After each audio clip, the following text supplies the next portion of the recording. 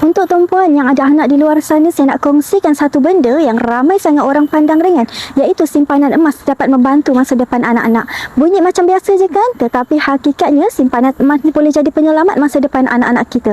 Tuan-puan, cuba kita fikir tuan-puan, anak itu sekarang mungkin baru belajar bercakap, tetapi dalam tempoh 10 tahun, 15 tahun akan datang, mereka nak masuk universiti, nak kahwin dan nak bina hidup sendiri. Dan masa itu tuan-puan, kos semua benda dah tak sama macam sekarang. Harga barang semakin naik, duit makin susut nilainya. Tetapi nilai emas dari dulu sampai sekarang tetap kukuh.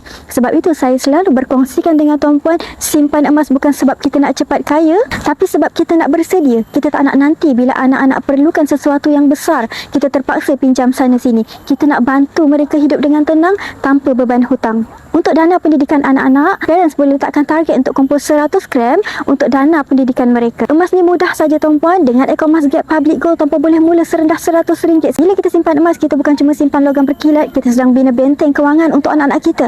Kita sedang rancang masa depan yang lebih stabil untuk mereka. Jadi tuan-puan yang nak mula simpan emas untuk dana pendidikan anak-anak, boleh mula dari sekarang, biar sikit janji konsisten, sebab masa depan anak itu kita yang bentuk hari ini. Semoga perkongsian saya bermanfaat. Yang nak mulakan tabungan emas, jemput hubungi saya. Assalamualaikum.